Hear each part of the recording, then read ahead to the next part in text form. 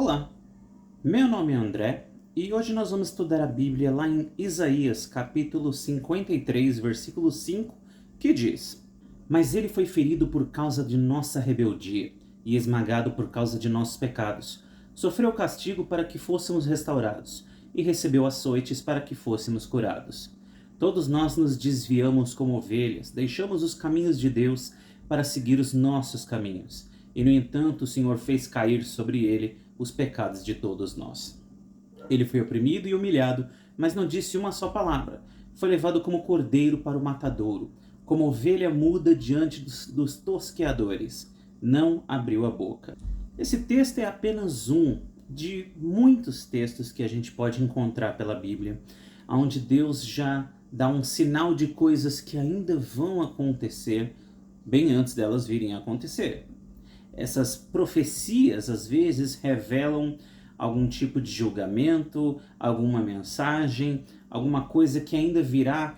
E aqui, talvez na época, as pessoas que estavam lendo isso, ouvindo isso, poderiam se questionar: mas do que será que ele está falando?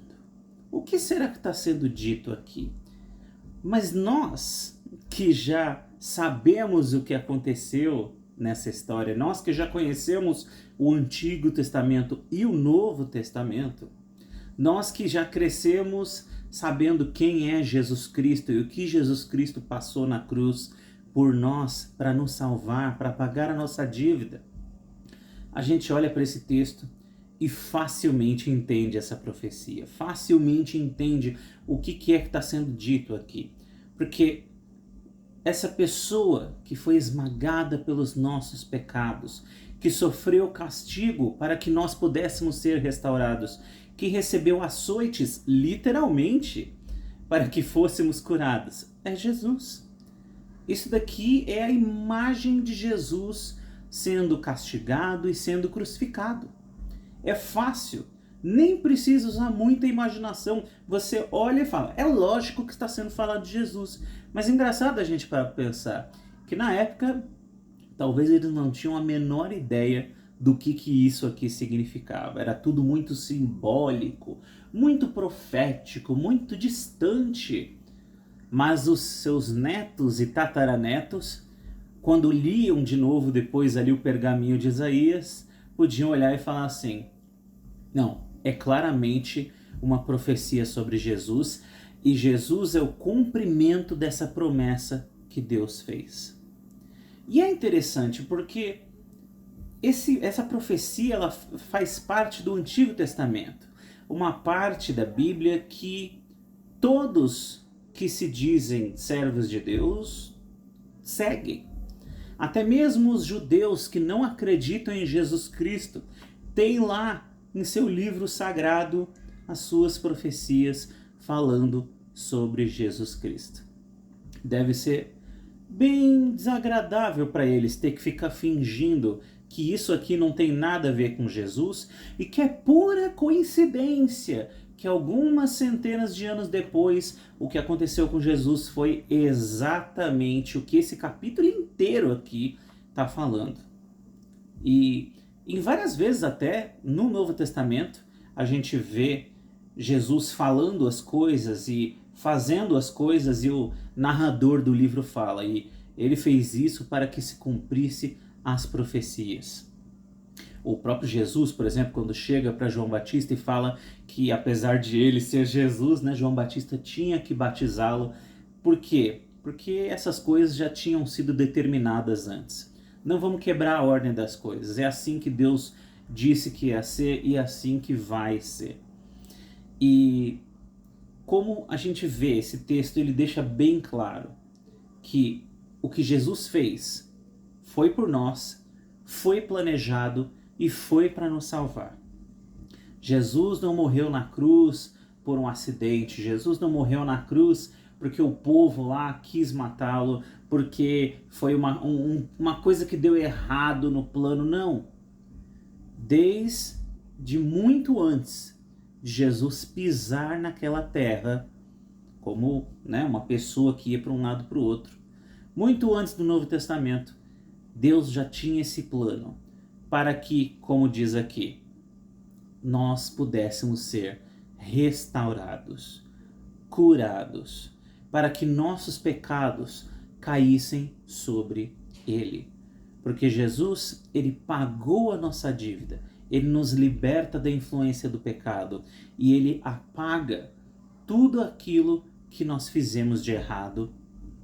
E todo o pecado de todos está sendo pregado naquela cruz em Jesus. Existem pessoas que receberam esse presente. Existem pessoas que viram o sacrifício de Jesus e creram. Teve até gente que viveu uma vida toda errada e estava ali na cruz sendo punido junto com Jesus, que era criminoso, teve um encontro com Jesus e foi salvo. Então a chance existe. A chance para que nós podemos ser restaurados e curados e que nossos pecados sejam perdoados, essa chance está disponível para todos, a qualquer momento. No leito de morte, que não era bem um leito, era uma cruz de morte ali do moço, no momento ali da morte dele, ele tomou a decisão e aceitou o presente que Deus deu para ele ali. Um presente de salvação. Um presente que já estava planejado há séculos. Porque o ser humano tinha se distanciado de Deus. Ele, como diz aqui, né, o ser humano rebelde, pecaminoso, esse castigo que Jesus leva na cruz foi culpa nossa. Porque nós levamos uma vida de pecado, nos afastamos do Senhor e nós que estamos lá chafurdando na lama do pecado, a gente está afundando e a gente não consegue sair sozinho. E Deus fala, eu vou tirar vocês daí. Ah, mas isso não é justo. Meu amigo, eu não vou reclamar que eu estou chafurdando, eu estou caindo na areia movediça do pecado e que Deus quer estender a mão para me tirar do buraco. Você acha que eu vou reclamar? Eu vou reclamar por quê? Do mesmo jeito que ninguém que está vendo esse vídeo reclamaria se você sentasse num restaurante, comesse uma comida e depois, chega no final, o pessoal fala assim, olha, a gente está tendo uma promoção aqui hoje e tá tudo pago. De graça, tá? Não precisa se preocupar em pagar, tá tudo pago. Aquela pessoa ali tá feliz, ganhando a loteria, decidiu para pagar a noite para todo mundo. Você vai ficar feliz.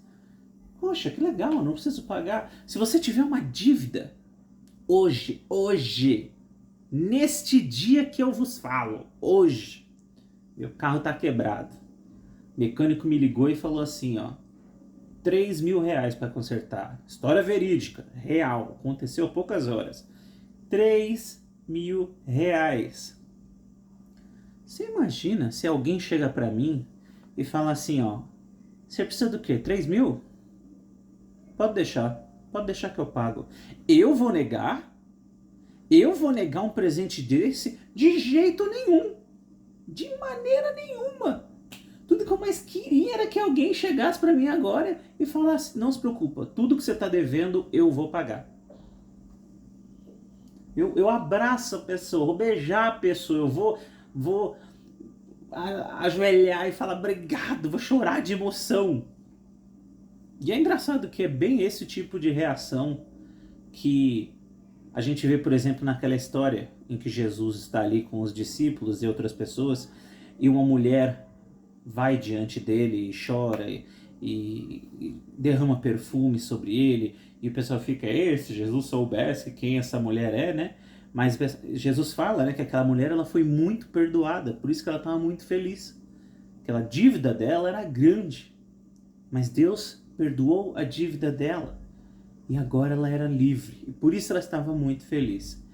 E em vez de ficar falando mal, né, da mulher só porque ela levava uma vida meio errada, eles deveriam ficar felizes que ela se arrependeu, que ela mudou de vida.